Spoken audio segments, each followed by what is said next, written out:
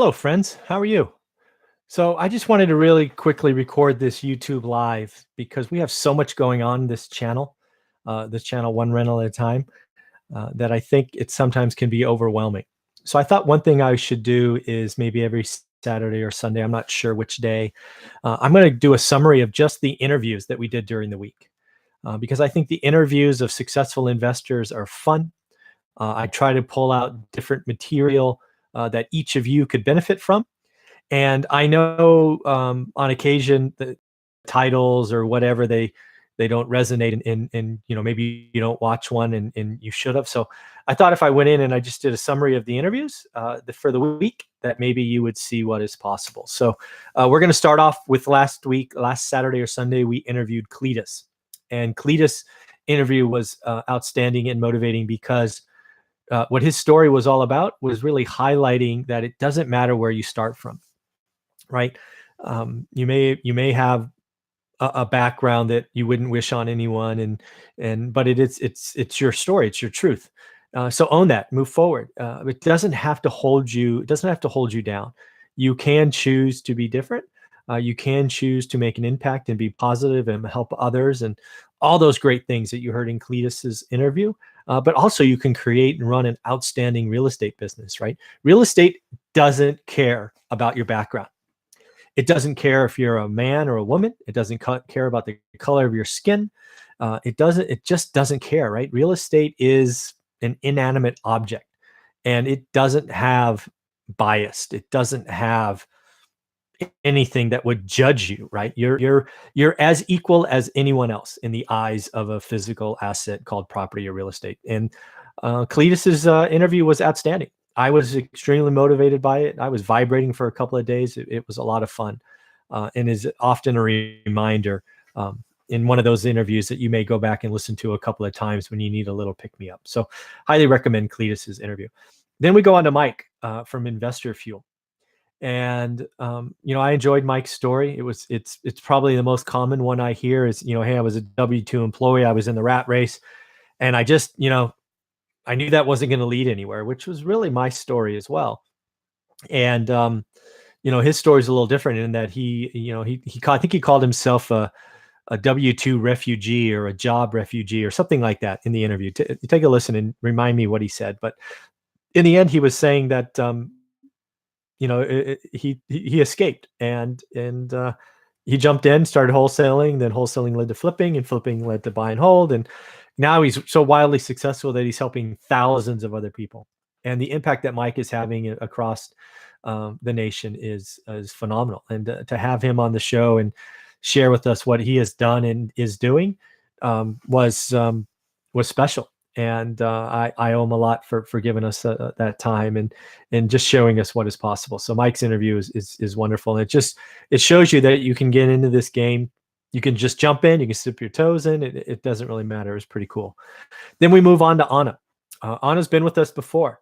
Last time she shared with us her 5-year journey or 5-year plan and all those things that she was looking to do. And she came back and announced very early in our podcast or interview that she had retired, right? She had given notice and that she had run the full race of her 5-year plan. And that was so awesome to hear. And to see what she's doing now and to just see the job pressure and all of that leave her was so outstanding. And she's going to take a little time, I'm sure, and enjoy her kids for the summer because she's been working 80 hours a week, which you will hear in the interview. But now she's going to be a mom, and she's going to when the kids are in school, she's going to hit it hard. And I can't imagine what Anna's going to be able to accomplish now that she has so much more time at her disposal. It's going to be fun to watch, and I'm sure we'll have her back. We roll right from there into Eddie. He's a CEO of Think Realty, and to get a CEO on the show was a huge honor. But then to hear his story, 3rd generation real estate investor, started buying land and building, and has done so many other things. That's not the takeaway for me. His interview, the takeaway for me was, I'm not thinking big enough, which is crazy because when a lot of people talk to me, they're like, oh my God, you're so big. But with Eddie's interview, it's like, God, I'm thinking small, right? My goal all along, selfishly, was to take care of myself and my family. That was the goal.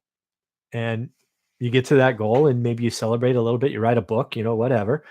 But Eddie's, and he didn't do this I'm sure he didn't do this on purpose, but I mean, my takeaway from it was I'm thinking small, right? Eddie has sponsored, I think it was 13, it might have been 15, but even if it's 12 orphanages around the world. He's impacting kids around the world who, through no fault of their own, are in bad situations.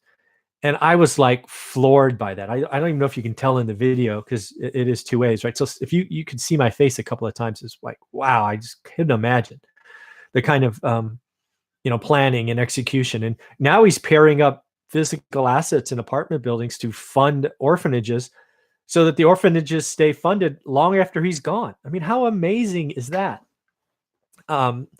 Again, I'll admit, so you don't have to, that I'm not thinking big enough, right? I should be thinking bigger and stop being so myopic and selfish and all of those things. So, Eddie, thank you for being on and showing me that I could take something to the next level. Much appreciated. And then we have the interview from this morning with Jerry and Kendall. Jerry, 25-year vet, done a lot in the business, could have held the interview all by himself, right? But what was special about this and what we set up is he's introducing his 14-year-old son to real estate investing. And to see a father-son combination talk about real estate, one's 25 years in, one's just starting, talk about goals, talk about how they're working together is outstanding.